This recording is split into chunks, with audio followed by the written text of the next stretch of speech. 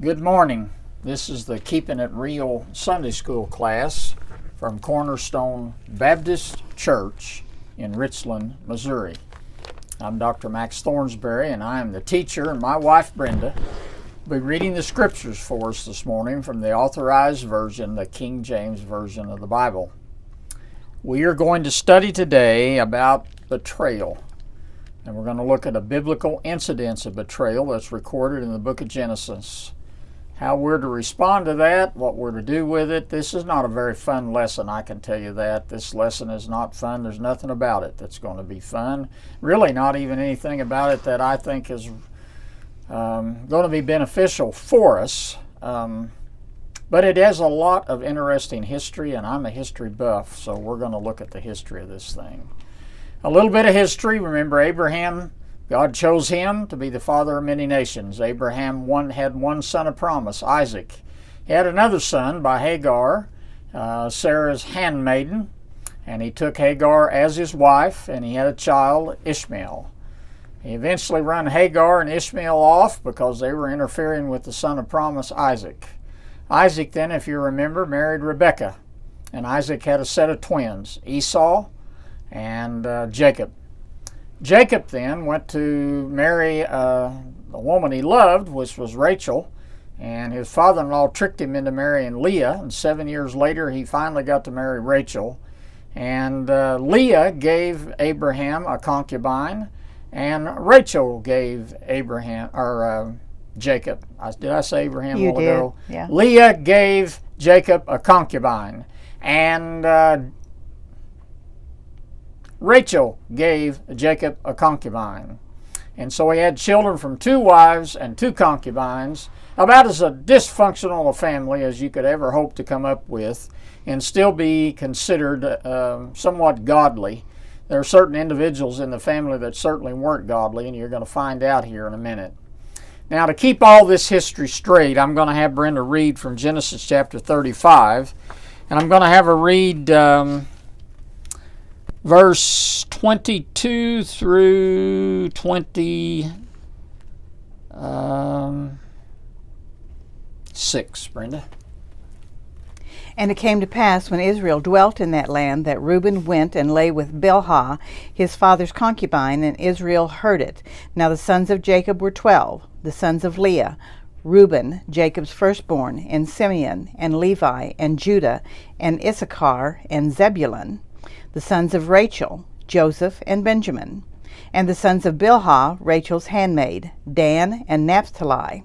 And the sons of Zilpah, Leah's handmaid, Gad and Asher. These are the sons of Jacob who were born to him in Padanaram. Now, did Jacob have daughters? Probably. He had one daughter, Dinah. Mm-hmm. And that's an ugly story. Absolutely ugly. Instigated by Judah. Dinah was looked on with favor from a Hivite prince. And the Hivite prince took her by force. And then he loved her and went to Jacob and asked to marry her. And Judah said, well, before you can marry her, you have to get circumcised. And so, they'd get circumcised. All the men, the Hivite men, got circumcised because the prince loved Dinah. And while they're laid up from their surgery, Judah and the sons came in and killed them all. Every last one of them. And took Dinah back home. That's pretty ugly. That's an ugly story. Mm-hmm. A really ugly story. There's another ugly story in there about Judah, and there's an ugly part of this story about Judah. And yet Christ is the Lion of the tribe of Judah. Mm-hmm. So these were imperfect people. Rachel could not have children for a long, long time. I was going to have you look up and explain to us what a concubine is. Did you ever do that? No, I didn't, so you can do it now. Well, I'll be darned. I give you one little assignment and you don't complete it. I made cookies yesterday. Well, you did. You made cupcakes too. I did. What is a concubine? Boy, that is a difficult question to answer.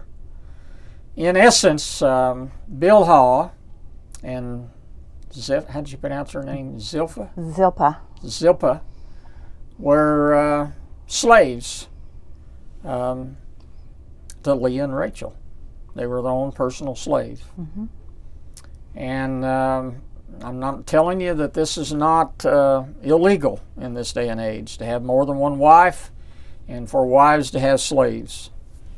And because there was a period of time in Leah's life where she was barren, she had children, and then she was barren a while, she gave Bilhah, have I got that right? Leah was Bilhah's. Bilhah was Leah's. No, Zilpah. Zilpah.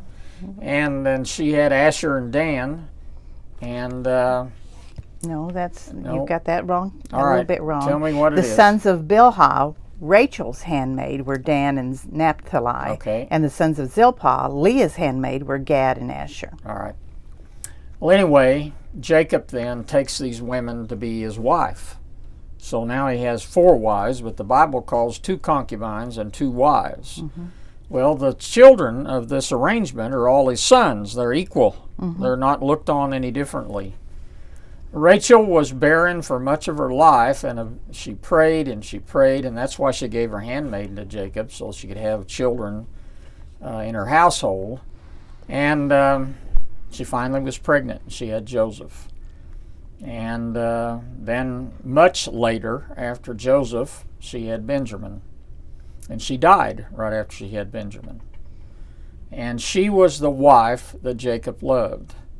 Now Jacob showed great favor to her, so much so that Leah made the comment to Rachel that Reuben had gone out and found some mandrakes. I'm not sure what a mandrake is. I should have looked that up.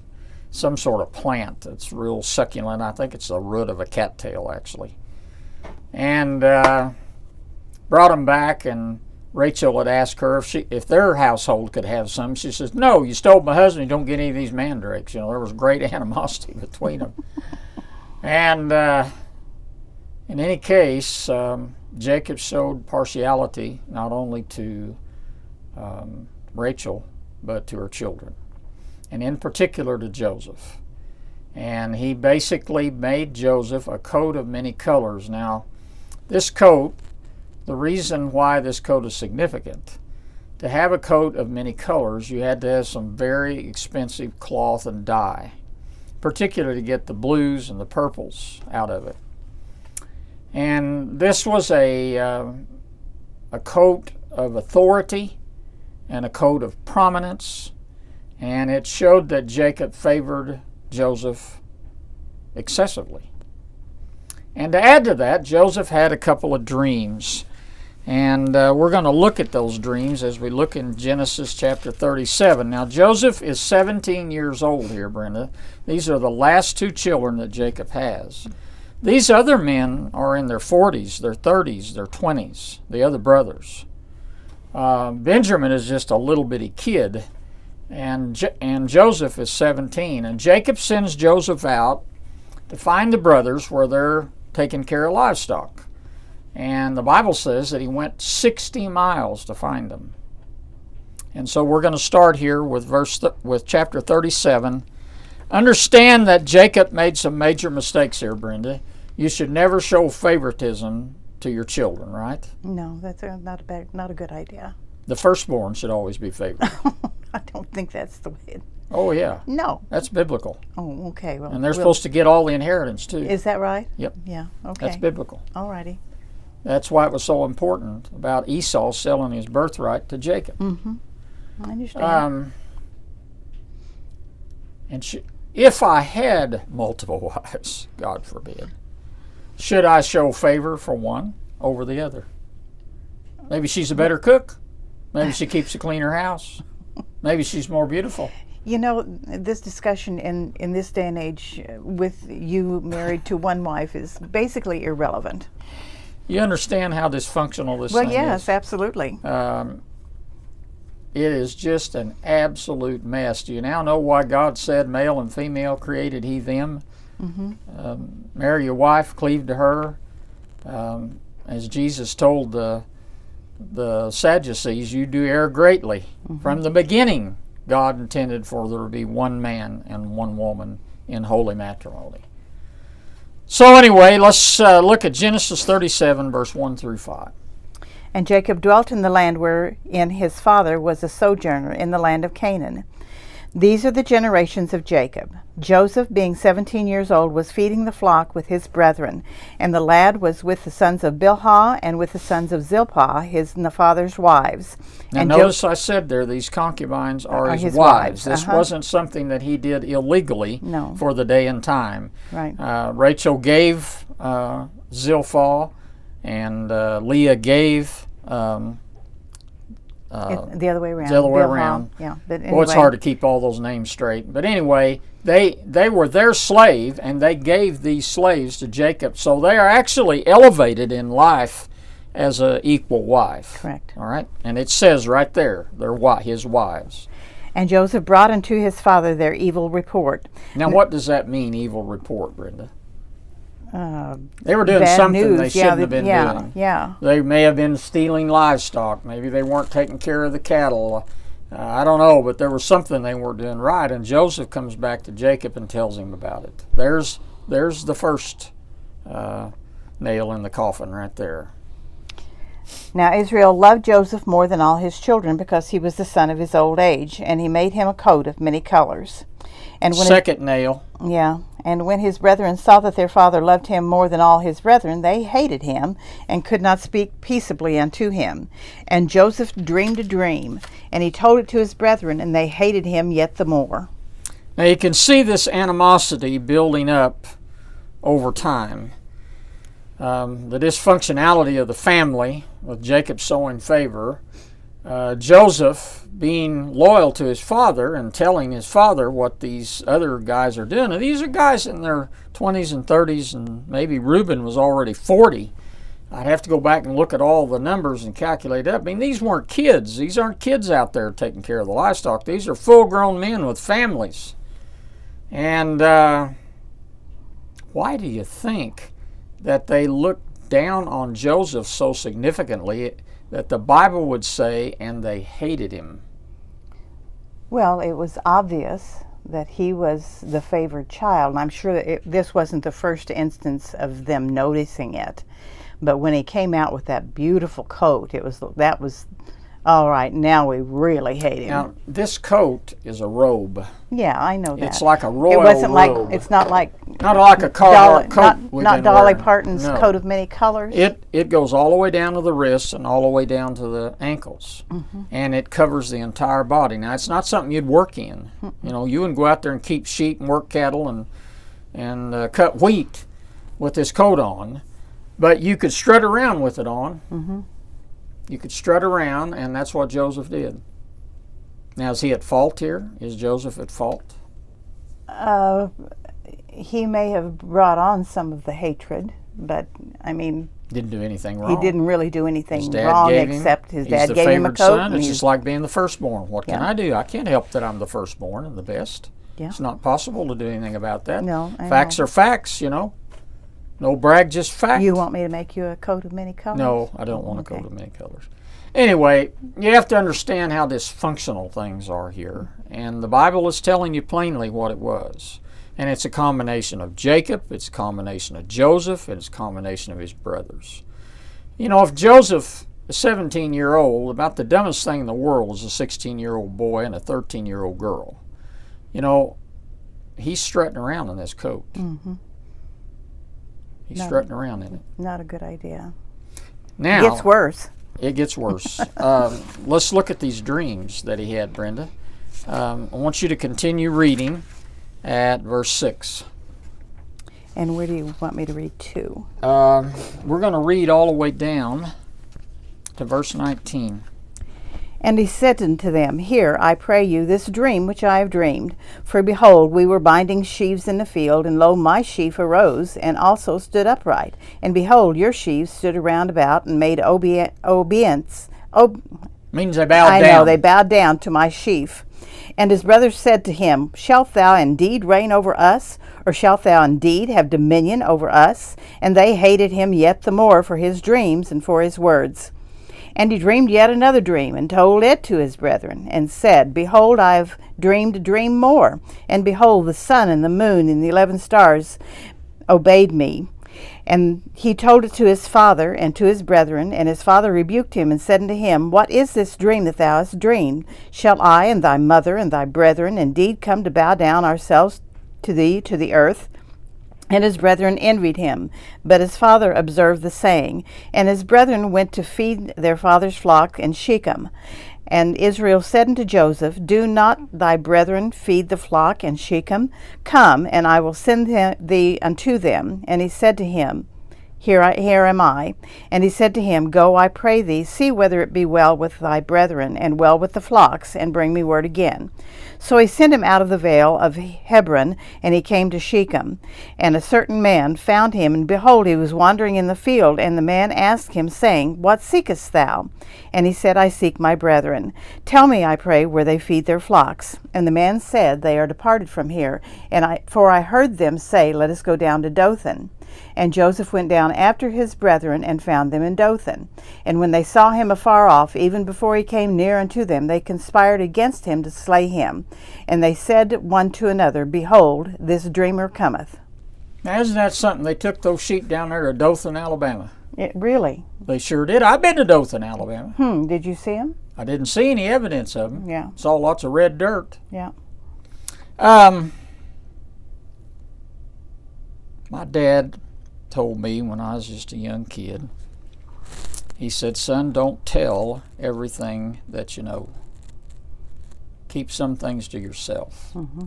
Even though they might be right, even though they might be real, how people are going to respond to what you tell should help to determine how much you reveal. Keep some cards hid in your vest. Mm-hmm. Don't tell everything you know. Boy, Joseph could have followed that teaching and done quite a bit better with himself, couldn't he? Yes, probably. Now, the dreams are real. Mm-hmm. The dreams are going to come to pass. The Lord is revealing to him the place that he's going to put Joseph in. But boy, did they get upset when they heard that. Mm-hmm. Brenda, 19 through 24, please. Come now, therefore, and let us slay him, and cast him into some pit, and we will say, Some evil beast hath devoured him, and we shall see what will become of his dreams. And Reuben heard it, and he delivered him out of their hands, and said, Let us not kill him. And Reuben said unto them, Shed no blood, but cast him into this pit that is in the wilderness, and lay no hand upon him, that he might rid him out of their hands, and deliver him to his father again. Now, that little sentence there, Yeah. that's Reuben saying Thinking, to himself, mm-hmm. I'll go back and get him out of the pit and take him. Now, why do you think Reuben at this point in time is interested in saving Joseph and taking him back to his father? Well, for one thing, Reuben is the oldest son. Okay, he's the oldest son, but he knows how badly this will hurt his father. So he wants to help. There's another reason. Okay. Reuben lay sexually with Bilhah. Bilhah. And you read about it back there. And Joseph knew it, didn't do anything about it. Reuben is the oldest son, probably 40-ish, and he sees this as an opportunity to possibly redeem himself a little bit. Mm-hmm. You're going to find at the end of Jacob's life, as he blesses the sons, I'll go back and read it, we'll go back and read it in a minute at the end of the book of Genesis, that Jacob has not forgotten what Reuben did. This is a great sin. A great sin. Now, Belial was not, what's her name? Bilhah was not related to Reuben, all right? Reuben's mother was Leah, but Bilhah was Jacob's legal wife. So that means he's lying with his stepmother. Bad, bad, bad, bad, bad. Not only bad, but a death penalty worthwhile crime in this day and age in this Eastern culture. He should have been put to death. And Jacob did not do that. Now, I don't think Reuben liked Joseph any better than anybody else did in this group. These are full-grown men. This is a 17-year-old kid. But he has intention of saving him, and he kept them from killing him right there at that point in time.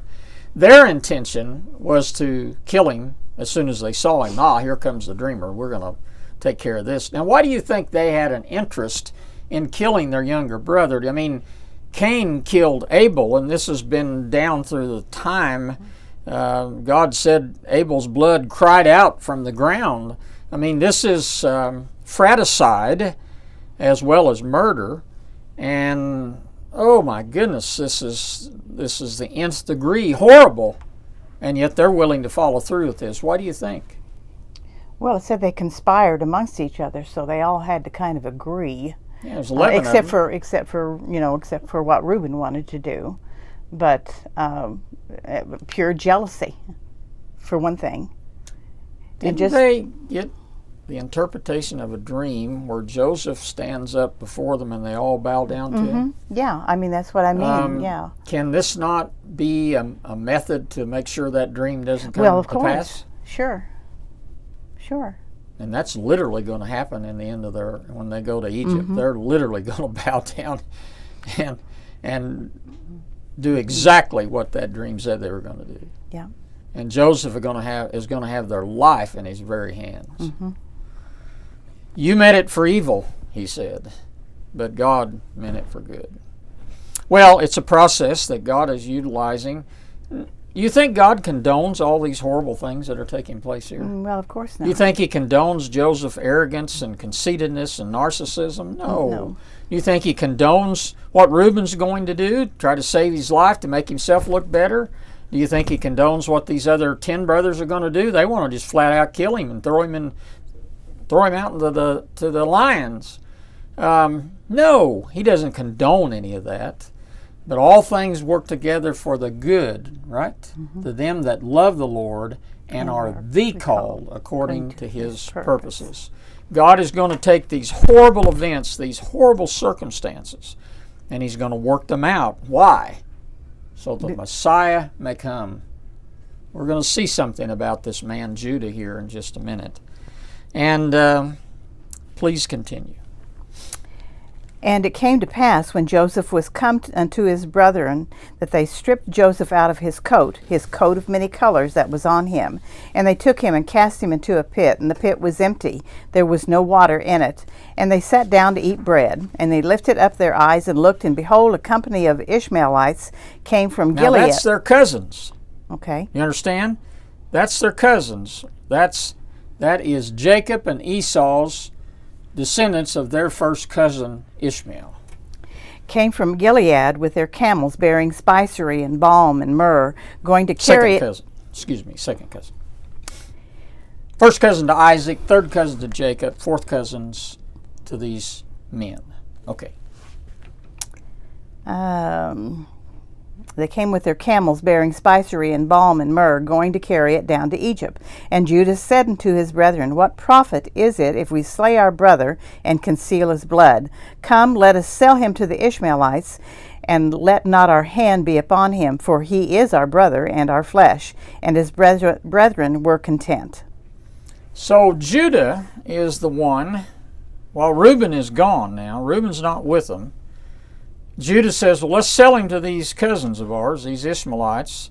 And then they eventually took him down and sold him to the Midianites, and the Midianites sold him to Potiphar, and so the story of Joseph begins in Egypt.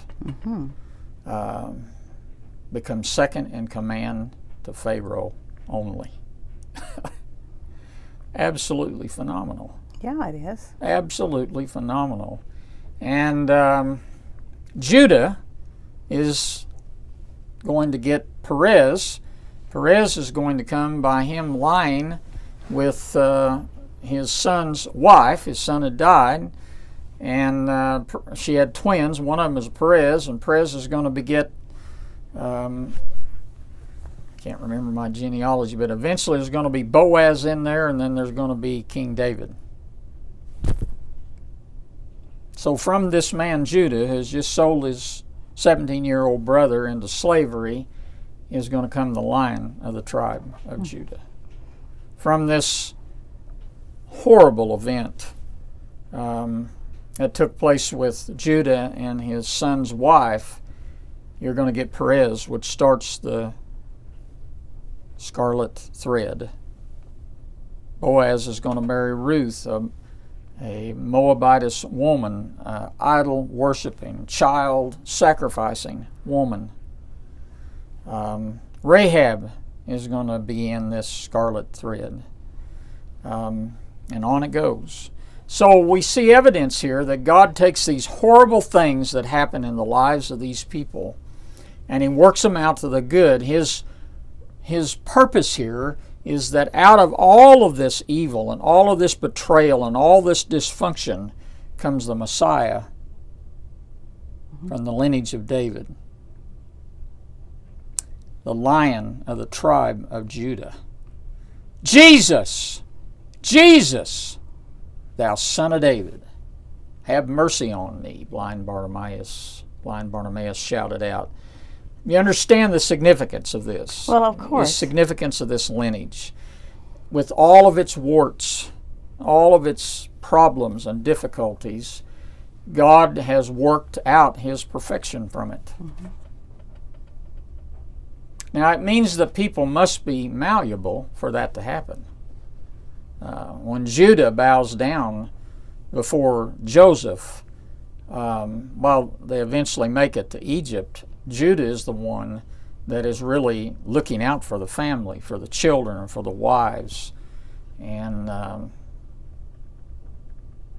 it's just, I think, a fascinating thing to look back through all of this ugly history and see that God is working out for His purposes what He intends to have happen. God's plans will come to fruition, no matter how badly people mess things up. Yep. One of the things that I think we gather from all of this is that it's very important for us to be honest with God about our shortcomings, about the things that make our personality kind of quirky. Mm-hmm. You know, every person is made different, and that we control some of those things. Like my dad taught me, don't tell everything you know. Don't make a fool of yourself. Just because it's right and true, everybody don't need to know about it, right? And the other is that there are times that we really need to pray for people that we know are finding themselves in a circumstance that's going to be ugly. We know the outcome of that is going to be ugly. And instead of saying, well, get what you deserve, made your bed, lie in it, we should be praying for those people that God would have His way with them. Because God's plan is certainly much different than what it might appear to be to the world and even to the person involved. And then something I think is very important. These 10 brothers, Reuben gone, Joseph in a cistern over here, conspire among themselves to kill him. And Judah then convinces them not to kill him but to sell him into slavery. And then they take a goat and kill it and put the blood on the coat and take it back to Jacob and lie to him. And I asked the question, did Jacob have daughters?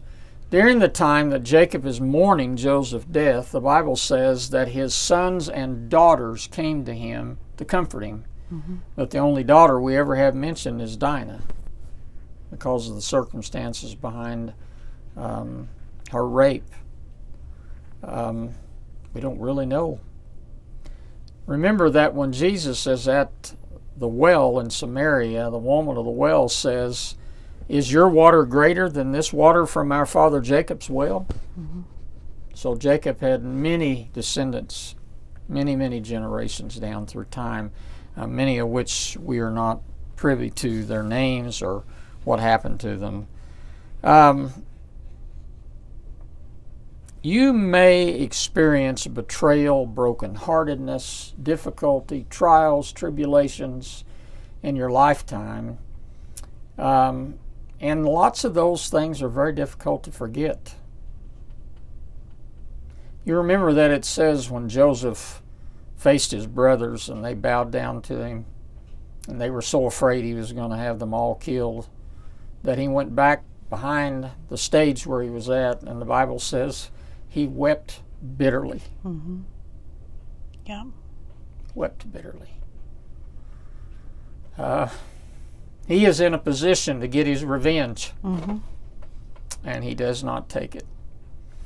Remember, the Bible says, and Jesus himself, that revenge is mine, saith the Lord. I will repay. Vengeance. Vengeance, which is revenge. Well, I told you this wasn't going to be a fantastic lesson, but I think the history alone makes it very interesting. You may experience some betrayal in your life. Do you know, Brenda, to have betrayal, it has to be someone close to you. Well, yes, it has to be somebody that you trust. It has to be a spouse. It has to be a children, maybe parents. To have betrayal, it has to be someone that you put complete trust in. And I wonder how many times we betray God in our life because of the way we act, the way we live, or what we do, or how we respond. And we have to have the ability, like Joseph, we may never forget it. We certainly don't condone it. Joseph said, you meant it for evil, but God meant it for good. You don't condone it. You don't cover it up. You don't enable it, is the word I was looking for last week. You don't enable it. You deal with it. But sometimes it's better not to tell everything you know. See you next week.